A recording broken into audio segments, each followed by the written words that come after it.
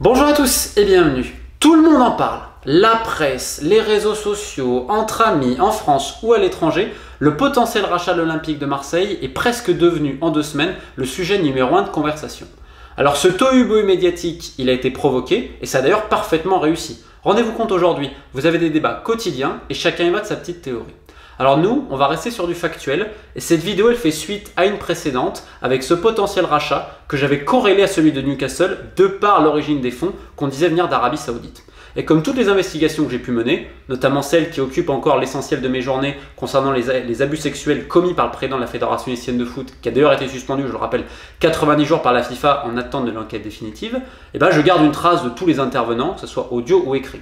Et là-dessus, ça n'a pas été très compliqué, parce que il faut bien se rendre quelque chose, la presse aujourd'hui a été centrale dans ce projet-là. C'est presque la 5e colonne, et vu que l'image prédomine sur tout le reste, avec le monde des apparences, on essaye de manipuler tout ça pour sortir sur un bon jour ou l'inverse. Pour faire très simple, il y a ceux qui veulent régler des comptes avec Ajroudi, qui je rappelle est donc la personne centrale de Sodocilabs, qui est l'intermédiaire, et donc qui vont appeler pour le flinguer. Et dans le même temps, les gens autour d'Ajroudi vont également énormément parler, énormément alimenter la presse. Il faut savoir que tous les articles qui sortent, la plupart des sources, ça vient notamment de ce clan-là, pour enjoliver les choses. Dans le même temps, vous avez d'autres personnes qui appellent. On peut penser au président de l'Olympique de Marseille qui passe quelques coups de téléphone en disant « mais ça va pas, vous arrêtez de lui donner du crédit et tout ça ». Et vous avez un tohu-bohu médiatique général avec tout le monde à la charge, un petit peu au petit scoop. Mais comme je vous le dis, on va rester très factuel. Et donc, on va revenir sur Mohamed Ajroudi, qui est aujourd'hui la figure, qui d'ailleurs se met beaucoup en avant. C'est assez ironique, puisqu'après sa première intervention à la radio tunisienne, il avait déclaré que ce serait sa seule intervention médiatique. Alors bon, une tournée flamboyante entre l'AFP, le Figaro, le Parisien et d'autres est passée par là, et pour ça, à moindre frais. Et on va l'en féliciter parce que, je vous le dis tout de suite avant, ce coup de bluff, grande Ajroudi. Et vous allez tout de suite comprendre pourquoi. Mohamed Ajroudi, donc c'est un Tunisien qui est né à Gabès, qui a ensuite étudié en France, suite notamment à la mort de son papa, dont on va avoir une petite pensée. Et donc c'est un mec qui est tout sauf con, c'est-à-dire qu'il est diplômé, qu'il est ingénieur, et que rapidement, il va se lancer dans le business. Et le business comment? C'est-à-dire créer un pont entre le Moyen et le Proche-Orient, comme il le dit, et l'Europe, principalement pour des grosses compagnies, vis-à-vis de sa spécialité, donc les questions vis-à-vis de l'eau. Il y avait également des questions vis-à-vis en mer, des grands gisements de pétrole, des pipelines, etc. Comment éviter qu'il y ait des problèmes, quand ça se pète et tout ça. Donc bref, ça, c'est tout son domaine. Donc il a notamment travaillé pour Suez, donc ça, il n'y a pas de souci. Et il a fait quelques deals, même s'il a tendance à enjoliver. Et d'ailleurs, la collaboration, c'est très mal fini pour des histoires de commission et tout le reste. Mais comme vous savez sans doute le lire dans la presse, il y a cette fameuse affaire de Veolia et surtout une journée où la police a dû intervenir puisque Mohamed Ajroudi s'est littéralement fait défoncer la gueule par un autre célèbre intermédiaire qui a d'ailleurs quelques affaires folkloriques judiciairement là parlant, qui s'appelle Alexandre Djouri. Donc il faudrait un livre entier pour parler de tout ça, d'ailleurs Pierre Péan l'avait déjà fait, et il faudra encore ajouter, mais c'est pas le but de cette vidéo. Néanmoins, on va se rendre compte que ce projet Veolia, ça va rappeler l'Olympique de Marseille, comme tout le reste vis-à-vis d'Ajroudi, vous allez comprendre. Donc, suite à tout ça, Veolia a attaqué Mohamed Ajroudi pour escroquerie, ils ont déposé une plainte. Finalement, cette plainte a été classée sans suite. Et donc lui, à ce niveau-là, il a porté plainte à son tour pour dénonciation calomnieuse. Il réclamait notamment 250 000 € de dommages et intérêts vis-à-vis de tout ça. Alors le tribunal d'ailleurs va lui donner raison. Il va obtenir 10 000 € notamment de dommages et intérêts et ensuite 2 000 € donnés par toutes les parties. Alors c'était loin de ce qu'il espérait, mais il a gagné à ce niveau-là, ce qu'il n'a pas manqué de montrer et de communiquer abondamment. Mais il faut se rendre compte un peu de la décision de justice, d'ailleurs qui a surpris tout le monde, même des proches d'Ajroudi qui avaient été assez surpris, parce qu'en fait, donc, il avait été accusé, soi-disant, d'escroquer, de mentir, patati patata. Et au milieu de tout ça, vous allez voir une figure que les suiveurs de la chaîne connaissent, et même les suiveurs de l'OM, c'est le prince Al-Walid bin Talal. Et oui, on en a parlé, il était intéressé par l'OM, soi-disant, etc. Moi, j'ai démenti depuis le début, j'ai fait une vidéo complète en expliquant qui est Walid bin Talal et tout ça, et pour ceux qui ne sont pas au courant, bah, évidemment, il y a cette vidéo, mais on va le faire très simple. Au tournant des années 2000, Walid bin Talal, c'est le businessman du Golfe le plus connu. Aussi simple que ça. L'une des plus grandes fortunes au monde, c'est plus ou moins le Warren Buffett du Moyen-Orient. C'est un type qui pèse et qui est aussi très bien vu dans l'Occident. Ses investissements sont colossaux et concernent d'énormes sociétés de Disney, Twitter, etc. Plein d'hôtels, bon, notamment le fameux Georges V dont on aura l'occasion de parler. Bref, quand tu as un intermédiaire, parce qu'il faut comprendre que c'est une jungle où tout le monde essaye de se foutre des couteaux dans le dos. C'est encore pire que le foot, notamment quand tu es intermédiaire, on va dire, dans des affaires comme ça. Donc, dire que tu peux potentiellement ramener le prince Walid bin Talal, que tu connais Walid bin Talal, c'est presque une carte de visite à l'époque. Tout le monde disait ça et tout le monde proposait des affaires à Walid bin Talal. Et donc, lui, ça ne manquait pas, et vous pouvez le voir, page 4 de cette décision. Donc l'idée c'est de dire voilà, j'ai des connexions avec le prince Walid bin Talal, potentiellement je peux introduire et tout ça. Et donc ce qui est assez marrant, c'est qu'il va obtenir quand même 96 000 € pour des rendez-vous qui n'ont jamais eu lieu finalement, ils n'ont jamais vu Walid bin Talal. Et ensuite, selon certains, il aurait demandé plus de 400 000 €. J'ai contacté plusieurs personnes qui ont travaillé et qui travaillent encore avec Walid bin Talal. Donc voilà ce qu'ils nous disent sur Monsieur Ajroudi, etc. à cette époque-là, parce qu'on est en 2004-2005. À plusieurs reprises, vers les années 2000-2006, il a prétendu travailler pour le prince Walid bin Talal. Il a essayé d'approcher le prince pour des affaires qu'il disait détenir sans succès, car ces affaires n'existaient pas. Donc là ensuite, je demande, c'est des déclarations officielles quand même de personnes qui ont travaillé avec Walid bin Talal. Donc je dis oui, il allait d'ailleurs au Georges V, propriété de Walid bin Talal, en disant oui, je suis avec le prince, etc. Exactement, il fait toujours ses meetings au Georges V, il prétend toujours la même chose. C'est exactement sa stratégie, de toute façon, l'affaire du rachat de l'OM le confirmera. Donc, à ce niveau-là, vous avez les gens, et j'en ai eu d'autres qui ont travaillé avec Walid bin Talal, qui m'ont raconté une anecdote très intéressante. Ils disaient à tout le monde, c'est mon ami, etc. Un jour, il est au Georges V, donc qui est propriété de Walid bin Talal, il prend un café comme d'habitude. Et donc il parle aux gens, parce que le prince, justement, il était venu à Paris. Et il dit oui, non, mais le prince m'a demandé de venir, etc. Donc je l'attends, patati patata. Ce qui se doutait pas, Mohamed Ajroudi, c'est que le mec à qui il parlait, c'était un gars qui travaille pour Walid bin Talal et qui savait que c'était pas vrai. Deuxième exemple à ce niveau-là, il devait faire un rendez-vous justement avec Walid bin Talal qu'il avait organisé. Et je vous assure qu'elle est vraie l'histoire. Il a quand même sorti, écoutez, donc là il commence à baisser la voix, il est là avec son cigare, et parce que le mec c'est un acteur. Honnêtement, Marcel Pagnol aurait pu dessiner le portrait d'Ajroudi. J'aurais vraiment vu. Et donc notre fabuleux acteur, qui est exceptionnel, bonimenteur devant l'éternel, qui est grande des Mohamed, il baisse la voix, il leur dit bon, c'est intime ce que je vais dire, vous savez, mais bon je vous le dis, je vous fais confiance. Il a une crise de tic. Donc là, c'est compliqué, mais vous inquiétez pas, dans 2 jours, il y aura le rendez-vous. Bon, il n'y a jamais eu de rendez-vous au final. Un jour, il va quand même réussir vraiment à approcher l'entourage, qu'à chaque fois, il était là, il était autour. Parce que c'est ça le mieux des intermédiaires. Il faut être à côté des gens influents, etc. Il faut bien présenter. Et sur ça, il est très fort, Mohamed Ajroudi. Et donc, il propose à quelqu'un qui s'occupe justement de tout ce qui est investissement dans les hôtels et tout, un projet au Maroc. À Marrakech, je ne dis pas de bêtises. Sauf que bon, après renseignement, ils se sont rendus compte que le truc, ça n'existait pas. C'était faux. Et ça nous rappelle une autre affaire qui s'est passée au Maroc dont on va parler rapidement. Donc avec bin Talal, forcément aujourd'hui, il a démenti d'ailleurs, il a dit il n'y a pas Walid bin Talal, etc. dont on citait qu'il allait reprendre l'OM et tout. Non, il va pas reprendre, il va rien reprendre du tout. Le mec, il a été mis au franc en Arabie Saoudite depuis l'affaire du Ritz-Carlton. S'il y a bien un mec qui va la jouer profil bas, c'est bien Walid bin Talal, qui était l'un des hommes quand même les plus importants de tout le Golfe à l'époque. Donc il a bien précisé publiquement qu'il n'était pas dedans, parce que s'il s'amuse publiquement à dire ça, le mec il va se faire zigouiller. Et c'est là où il est très fort, c'est qu'il sait toujours jouer à tous les niveaux. Est-ce que Mohamed Ajroudi il a des contacts en Arabie Saoudite? Bien évidemment, il a même été associé à un prince saoudien qui s'appelle, comme vous pouvez le voir sur ces documents-là, Walid bin Aboul Mohsin. Voilà, ils ont été associés. D'ailleurs, on peut voir que dans cette société française, et d'ailleurs comme toutes les autres, qui perdent plein d'argent, on peut voir que les bilans financiers sont quand même pas bons du tout. C'est une autre question parce que les sociétés françaises de Mohamed Ajroudi, quand tu regardes quand même leur bilan, ça pose pas mal de questions. Donc ensuite, d'ailleurs, ce prince saoudien qui est parti de la société, Mohamed Ajroudi lui a racheté ses parts et tout. Ils étaient déjà ensemble en 2002 à l'époque sur une affaire au Maroc qui a fait grand bruit, qui est partie également au niveau juridique. Et là, on va citer parce que c'est très très intéressant. Écoutez bien. Le franco-tunisien sera un intermédiaire d'affaires qui n'agit pas toujours pour le compte du prince. Il a beaucoup de loupés à son actif et autant de mécontents sur le dos. Il devait, comme le montrent des documents obtenus par l'économiste, investir dans 2 carrières, l'une à Casablanca et l'autre à Rabat. Dans la capitale économique, Ajroudi a manifesté un intérêt pour l'hôtel Maraba et pour un complexe immobilier du programme des 200 000 logements. De tous ces projets qui n'ont pas abouti, un cabinet d'expertise garde le douloureux souvenir de factures impayées. Enfin, Ajroudi se trouve actuellement à la tête d'une société française, Sadek Promotion, qui a, selon le site infogreffe.fr, cumulé les pertes depuis 1996 et n'a plus communiqué ses états de synthèse depuis 1999. Ajroudi nous a promis des preuves qui contredisent toutes ces informations, ainsi que la situation réelle des investissements de son mandataire dans le monde et au Maroc. Aucun document ne nous est encore parvenu. Donc ça c'est très intéressant parce que même les rendez-vous à l'époque avec ce prince saoudien, c'est les Marocains qui payaient. Les billets d'avion, les ci, les là. Et c'est le propre des illusionnistes quelque part. Et là, on va revenir bientôt à Marseille et surtout à tous ces projets en Tunisie. C'est-à-dire qu'à un moment donné, il a voulu se lancer dans la politique, avec l'idée de dire, voilà, il faut reprendre le pays, parce qu'il est contre justement un peu les printemps arabes, il dit que la Tunisie s'est complètement effondrée, etc. Donc son parti politique, ça a été fantoche, finalement, il a arrêté assez rapidement. Il dit aussi qu'il a une chaîne de télé, et c'est vrai qu'il a une chaîne de télé, sauf que c'est sans doute ce qui se fait la pire part de marché de toute la Tunisie. Et d'ailleurs, il y a des soucis de non-paiement sur certains de ses journalistes. Alors encore plus fort, il a été condamné à l'époque à 1 an de prison pour falsification de documents, faux, usage de faux. En appel, ça a été invalidé. En fait, ça fait référence à des loyers où en fait, il devait payer 15 000 dinars et finalement, non, c'était soi-disant 1500. Une affaire encore scabreuse qui n'empêche pas, malgré donc l'appel qui a donné raison à M. Ajroudi, que des journalistes l'attaquent aujourd'hui pour impayé. On pourrait également parler de ces affaires à Hammamet, où il tient d'ailleurs une maison qui serait d'ailleurs construite sur un terrain où il n'avait pas le droit, c'est d'ailleurs au nom de sa femme. Parce que si tu remarques que toutes les entreprises d'Ajroudi, c'est aussi assez intéressant, c'est vraiment un cocon familial, on voit aussi ses enfants et tout. Bon, bref.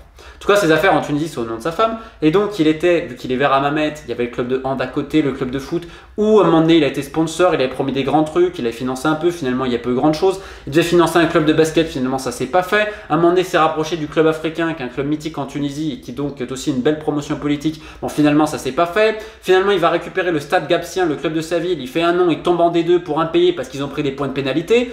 Donc il s'est défendu de tout ça dans une radio tunisienne en disant que c'était pas vrai. Ensuite, il a voulu se lancer dans un grand projet au port de Gabès pour le transformer dans le port en eau profonde le plus grand d'Afrique. Finalement, pour le moment, Anne Masseran ne voit-tu rien venir. Il y avait soi-disant un grand projet avec Gérard Depardieu. Anne Masseran ne voit-tu rien venir non plus. Mais par contre, sur son compte Instagram, vous voyez les photos avec tout le monde. Macron serait plus ou moins son brother. Jack Lang est vraiment son ami, comme Claude Guéant d'ailleurs. D'ailleurs, aujourd'hui, Jack Lang est plus ou moins le témoin de moralité de Mohamed Ajroudi. Hein, je laisse à tout le monde les soins d'en tirer certaines conclusions. Et donc, vous avez énormément d'apparence. Parce que quand tu regardes vraiment ses projets, tu te dis, attends, qu'est-ce qu'il a fait? Est-ce que Mohamed Ajroudi, il a réussi des affaires? Bien sûr qu'il en a réussi. Parce qu'il a de l'argent, le mec. D'ailleurs, ses enfants ont une maison en Californie. Enfin voilà, le mec a de l'argent. Faut pas déconner. Le mec est capable de payer des grosses notes et tout. Mais quand il va au Georges V, le mec, il dit, il arrive, il avec un chauffeur, il y a deux mecs à côté de lui, on dit c'est garde du corps, il a le gros cigare, le chapeau. Et là, le mec, il est super fort parce qu'il va toujours adapter son discours à ce que le mec a envie d'entendre. Quand tu vas voir les Saoudiens, les Émiratis, même déjà à l'époque de Veolia, j'ai un maître chanteur avec moi. Ça ne va pas. Il va se victimiser pour toujours trouver un coupable. Non, mais on m'en veut. Il y a des mecs qui viennent me tuer. C'est les mecs du Qatar qui viennent. C'est ce qui sortait parce qu'en fait, sa chaîne de télé en Tunisie, c'était pour contrer l'islam politique, les frères musulmans, etc., qui est une organisation classée terroriste, notamment en Arabie Saoudite. Et donc, les Émiratis et les Saoudiens font la chasse à tout ça. Et je rappelle que les frères musulmans aujourd'hui, ils ont des liens, des atomes crochus avec le Qatar. Donc, on est aussi sur cette conception-là. Et d'ailleurs, c'est ce qu'il disait aussi vis-à-vis de Marseille. Et au milieu de tout ce schmilblick-là, tu retrouves son grand ami, l'imam Chelgoumi. Eh oui, l'imam de Drancy. Eh oui, il est là, il est au milieu. On n'en parle pas. Mais là, le mec, il a beaucoup de contacts. Parce qu'on dit Chelgoumi, on le prend pour un con. Mais Chelgoumi, c'est un businessman, c'est pas un religieux. C'est quelqu'un qui utilise la religion à des fins personnelles et à des intérêts de certaines autres personnes. Mais bon, I prefer not to speak, comme dirait Mourinho, because if I speak, hein, je vous laisse terminer la phrase. Donc on a Chelgoumi au milieu qui lui présente du monde, notamment aux Émirats, parce que je rappelle ses liens avec notamment Abu Dhabi où il est financé là-bas, et également en Israël. Et c'est là où on arrive, et alors là j'adore, il est trop fort Ajroudi. Au début, donc là il nous dit, ouais mais on était presque sur le point d'y arriver, mais la presse a fait fuiter des trucs, il y a une campagne de déstabilisation. Dans le même temps, c'est Mourad Boudjelal lui-même qui a fait fuiter le truc. D'autres personnes étaient au courant, c'est eux-mêmes qui ont orchestré tout ça, et ensuite ils te disent, ouais, on était sur le point d'y arriver. C'est juste que la presse s'est mêlée dedans. Et lui-même, quand il parle, donc la première fois, Mourad Boudjelal, on parle de fonds étatiques, privés, du pétrole, du ci, du là. Ok, maintenant aujourd'hui ça se transforme en fonds privés saoudiens, émiratis avec une compagnie israélienne. Mais c'est génial, t'as un storytelling de fou furieux. Non, je ne parlerai plus jamais. Je parle uniquement à un média tunisien. Putain, le mec, il a fait une campagne incroyable. L'AFP, le Figaro, le Parisien, il y a son fils qui arrive. On est au Georges V, je suis en maîtrise. Il te met un fourre-tout, il te met la religion, le projet méditerranéen, ce qui rappelle l'Union pour la Méditerranée de Sarkozy, qui a rien fait, c'est une chimère. Croire que l'espace méditerranéen c'est un truc homogène, c'est quand même un concept. Il te met de la géopolitique, il te met du business, du social, du ci, de là. Il va voir les médias français, il te dit à quel point la Marseillaise ça l'émeut, etc. Qu'il est pour la laïcité, qu'il est contre l'islam politique. Il va parler à un média africain, il va te dire que c'est un Africain qui vient d'une tribu, etc. Il va voir le cabinet Wingate ensuite, dont on fait croire que c'est une banque d'affaires, alors que c'est tout simplement un cabinet d'experts comptables spécialisé en fusion-acquisition. D'ailleurs, on peut utiliser ce genre de cabinet pour ce genre de dossier-là, etc. Quand il va voir les Saoudiens, il va dire « Putain, mais les Qataris, ils m'en veulent. Oh, nanani, nanani. » Et le mec, il est fort. Il va adapter son discours à tous les interlocuteurs. Il va vendre du rêve aux fans. Comme Mourad Boudjelal, qui est un as de la com et qui crédibilise son projet. Mais grande D. Parce qu'au final, il y a quoi? Il n'y a rien. À partir de rien, ils ont fait jaillir quelque chose. Et là, écoutez bien. On appelle ça le retainer. C'est très important. Quand tu vas avoir une banque d'affaires, les mecs, au bout d'un moment, il y avait tellement de margoulins et tout, ils ont mis un retainer. C'est-à-dire que tu dois donner pour ouvrir le dossier, il y a une part fixe à un moment donné. Si le dossier d'acquisition-fusion, admettons, c'est 50 millions, je dis n'importe quoi, c'est à peu près 1 million que tu dois déposer. Allez, si tu te débrouilles bien, tu peux t'en tirer à 500 000 euros. Bah évidemment, il n'est pas allé voir ce genre de truc. Il est allé voir Wingate. Moi, je suis très curieux de savoir c'est quoi le retainer. Parce que là, le mec, il a tout compris. Il s'est payé un numéro de com pas possible. Ça lui a coûté que dalle. Quasiment. Et là, aujourd'hui, depuis Ben Ali, ce que vous avez vu, un Tunisien faire autant la une. Je veux dire, vous avez Tarek Benamar, un businessman tunisien qui pèse de partout. Le grand public, il ne le connaît pas. Mohamed Ajroudi, le mec aujourd'hui, partout. Tout le monde en parle. Et son téléphone, il n'arrête pas de sonner. Parce que le mec, il a tout gagné déjà. C'est-à-dire que le truc, il a déjà en plus commencé son truc. Le Qatar m'en veut. Là, maintenant, on a le maître chanteur. On a déjà le discours. Non, c'est moi. Ah oui. Moi qui serais pro-Qatari, vu tout ce que j'ai balancé sur le PSG, le Qatar. Ce qui est quand même marrant. Mais oui, tu dois montrer le coupable. Si ça foire, c'est pas moi, c'est le Qatar, mais bien sûr. Et lui, qu'est-ce qu'il est en train de faire? Il est en train de se montrer avec une assurance incroyable quand même. Et c'est là où le mec, il est fort. Le mec avec un aplomb pas possible, on a tous envie d'y croire. Parce que t'as Boudjelal qui lui donne une crédibilité de fou. Boudjelal, le mec est crédible à tous les niveaux. C'est vraiment sa garantie quelque part. Lui s'expose et tout. C'est un mec qui a quand même de la culture, qui a bien le discours et qui a des contacts aussi politiques et qui a des contacts, soit en Libye, etc. Et qui a fait quand même des deals que tu peux tracer. Mais c'est une grande partie de bluff. C'est-à-dire que le mec n'a rien, il le dit lui-même, hein. J'ai le mandat de personne. Mais regardez, un intermédiaire. Moi, je suis un intermédiaire, ok? Donc là, j'ai ça, j'ai deux parties. Mon idée, c'est de les mettre en relation, on est d'accord? Donc moi, à un moment donné, je vais parler au nom de quelqu'un. Donc je vais être mandaté pour ça. Un intermédiaire qui n'est pas mandaté, c'est au tout début. Son but à la fin, c'est de récupérer justement des mandats, des lettres d'intention et tout. Et là, c'est ce qu'il fait. Il y a plein de gens qui l'appellent, il arrive, il met un de son projet. La Méditerranée, le sida, il met plein de trucs, il fait rêver et tout. Et après, c'est je fais des rendez-vous, j'ai des lettres d'intention, des mandats. Et ensuite, je vais voir un autre mec, je dis, mais attends, je travaille sur le projet de rachat de l'OM, t'as vu avec qui je travaille? Et le mec, il a tout compris. Mais il a fait un numéro de communication qui normalement vaut des millions. Et ça lui a coûté quasiment que dalle. Tout le monde lui sert la soupe aujourd'hui. Mais grande dé. Il a quand même sorti, et dans le plus grand des calmes, hein, que genre il va ramener une énorme fortune d'Israël aussi. Le mec, il a aucun réseau en Israël. Putain, mais c'est quand même magnifique. Alors certes, Chelgoumi, il a un peu de réseau en Israël. Mais faut arrêter quand même les mecs là. Il n'y a rien du tout. Quand t'as le pognon, tu poses le pognon. Là, je vous pose la question. Depuis le début, il y a quoi concrètement? Alors après, tu as plein d'autres théories. Tu as notamment celle que ce serait un écran de fumée pour permettre à l'Arabie Saoudite, Mohamed Ben Salman, le prince héritier, de récupérer Marseille, de tester le marché, etc. Bon d'accord, parce qu'en même temps, on a tous envie d'y croire. Déjà, les gens sont lassés par la direction actuelle de l'OM. D'un autre côté, tu te dis, putain, le mec il présente bien. Tu as Boudjelal, ça a quand même de la gueule aussi à ce niveau-là. Dans le même temps, tu te dis, t'as le Qatar, c'est le PSG, les tensions régionales, donc les Saoudiens pourraient prendre Marseille pour les faire chier dans leur machin ici. Donc si tu veux, cette espèce de théorie, on a envie d'y croire. On dit putain, mais oui, peut-être, il y a le terreau qui serait fertile. En fait, il y a deux choses. La première, c'est que je le redis, mais ils sont sur le point d'acheter Newcastle. C'est toujours, le processus est long parce que le Qatar s'est justement posé et tout, mais c'est le club qui veut. Et c'était le fonds souverain qui est venu directement. Quand le fonds souverain il veut quelque chose, il va directement, hein. C'est tout, c'est simple. Regardez toutes les acquisitions qu'ils ont fait ces derniers mois. Ils vont pas envoyer Mohamed Ajroudi. Il faut arrêter maintenant le délire. Quand le fonds souverain veut quelque chose, il y va. Si Mohamed Ben Salman il veut l'OM, il appelle Macron. C'est tout, c'est fini. Et les intermédiaires qu'il a, parce que tout a été changé en Arabie Saoudite. On est très loin de l'époque de Ziad Yakedine, qui est un très grand entremetteur à l'époque, intermédiaire et tout ça. C'est fini ce temps-là. Maintenant, c'est ces mecs à lui qui font le business. Et ses propres intermédiaires. Ils vont laisser la part du gâteau à personne. Si eux, ils veulent l'OM, ils y vont directement. Et en plus, ils passeraient notamment par la Gulf International Bank, puisque tous les investissements étatiques en Arabie Saoudite, ça passe par eux. Ils sont propriétaires à 97%, etc. Dans le même temps, aujourd'hui, tous les investissements à plus de 100 millions de dollars doivent être validés par les mecs tout en haut. Donc, il faut les connexions politiques. Maintenant, je pense que l'ambassade française à Riyad, elle est plutôt bien renseignée, hein. Genre, vu les relations entre les deux pays, quand on te dit, non mais attends, il n'a aucun lien avec ces mecs-là. Parce qu'en plus, c'est pas sa génération. Les mecs autour de Mohamed Ben Salman, c'est comme des mecs comme Turki Al-Shir, c'est des mecs avec qui il a grandi, c'est la nouvelle génération en Arabie Saoudite. Et donc, les mecs, ils y vont frontal. Hein. Faut arrêter le délire de croire je ne sais quoi. Et en plus, dernier point très important, et ça m'a été confirmé par deux personnes qui sont à très haut niveau là-bas, et on va parler de Walid Bin Talal. Walid Bin Talal, comme je vous dis, il a été mis au frais. Et l'un des trucs à un moment donné où il aurait peut-être pas dû le faire, c'est quand il a pris son 747. Parce que le roi avait le même type d'avion. Bah, c'est plus ou moins considéré comme un affront dans ces espèces de batailles d'ego. Quand tu as le prince héritier qui a mis tout le monde au garde à vue, qui a fait des vraies purges, tu crois sincèrement que quand il est en train d'essayer d'acheter un club de foot de par le fonds souverain, tu as un prince qui va essayer de racheter un club en même temps. Attends, mais les mecs, ils n'ont pas envie de terminer comme certains ont terminé. Hein.